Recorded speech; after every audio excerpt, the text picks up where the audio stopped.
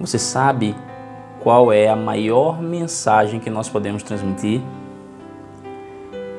É a mensagem do caráter de Cristo. Não existe nenhuma outra mensagem mais necessária, mais poderosa do que a mensagem do caráter de Cristo. Você quer impactar sua família, sua igreja, seus amigos, né, colega de trabalho, enfim, quer impactar a vida dessas pessoas? Demonstre as características de Cristo. Você pode distribuir folhetos, colocar adesivo de peixinho no carro, né, recitar ou distribuir versículos todos os dias. Mas o que nós precisamos é captar a essência da mensagem cristã e viver essa mensagem de manhã até a noite, todos os dias, semana após semana, mês após mês, né? Porque é como o profeta Miqueias, ele nos ensinou: haja com justiça, ame a misericórdia e ande humildemente. Você vai se surpreender com o impacto que esse estilo de vida de fé vai ter sobre a sua vida, né? Alguém disse que a única Bíblia que a maioria das pessoas lê é a vida diária do cristão, né? Então, assim, eu acho que a gente tem que nos comportar como cristãos, viver o caráter de Cristo, né? Nós temos que ter o caráter de Cristo em nós, porque as pessoas, elas podem não ler muito a Bíblia, elas podem não ler muito essa palavra, elas podem às vezes talvez nem ouvir o que você está falando, mas elas com certeza veem o caráter de Cristo em nós, pelo exemplo. E é essa mensagem bíblica que nós precisamos passar para as pessoas. É a mensagem bíblica através da nossa vida.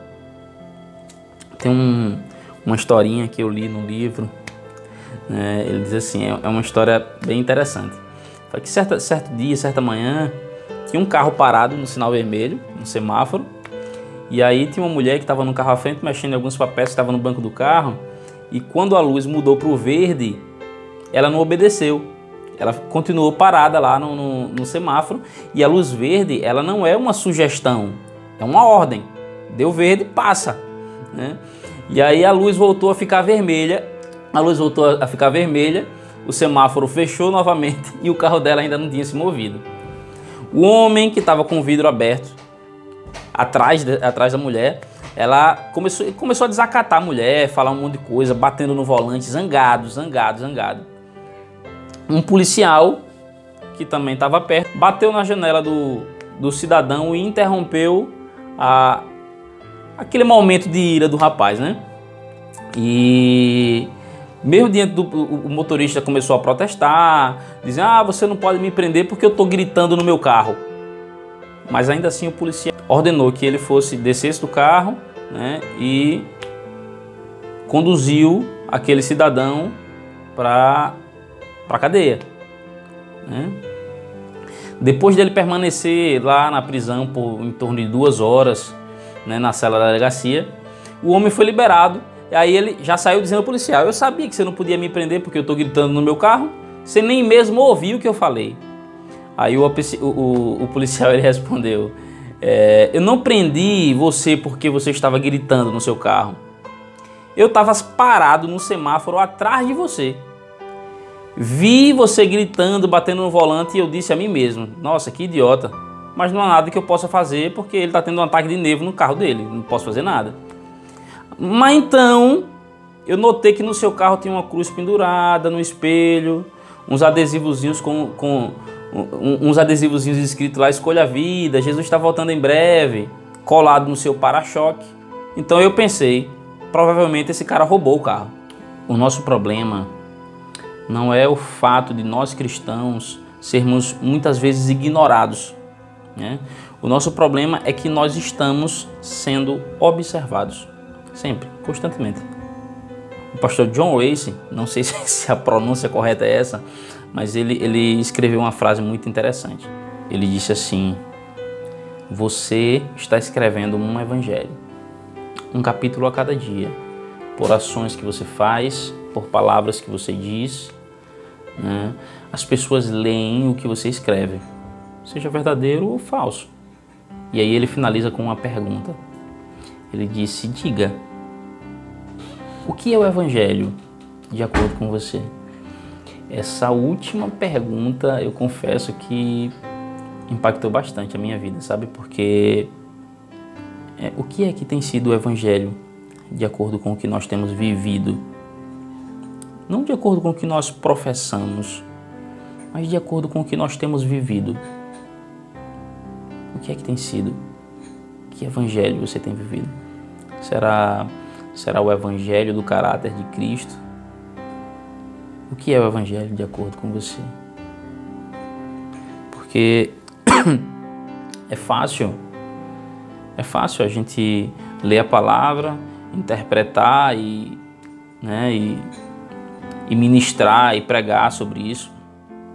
Mas o que é realmente o Evangelho de acordo com o que você tem vivido? O que é que as pessoas veem quando veem você? Qual é o Evangelho que elas conseguem ver? É o Evangelho do caráter de Cristo? Charles Swindoll, não sei se a pronúncia também correta é essa, mas ele escreveu uma frase muito interessante sobre esse assunto, né? Ele disse assim: se você acha que as palavras apropriadas são poderosas, elas não se comparam ao poder de uma vida vivida de maneira apropriada. E eu acho que é a isso que nós temos que nos ater, a viver uma vida apropriada, baseada na palavra. Porque falar bonito, falar bacana, falar legal, ministrar, não vai dizer muita coisa. Porque a grande maioria das pessoas, elas leem a Bíblia que você vive e não a Bíblia que você lê. Quais são as palavras poderosas que você tem passado para as pessoas que leem o que você tem vivido? Qual é a mensagem que você tem passado? O que é o Evangelho de acordo com você?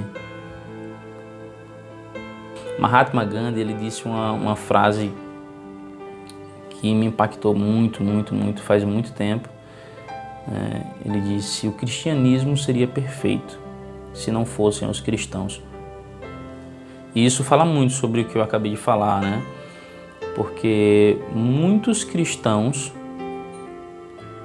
eles leem a perfeição que é a palavra de Deus, mas eles não conseguem seguir os seus ensinamentos.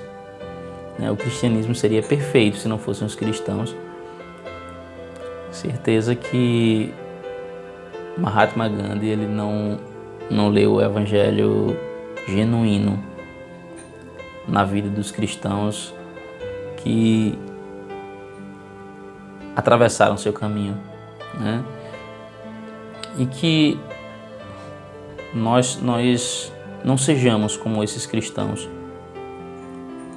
que nós tenhamos o caráter de Cristo, que nós vivamos a vida de Cristo, que nós possamos viver uma vida apropriada, né? Para que o Evangelho que nós estivermos passando através da nossa vida seja um Evangelho que impacte vidas,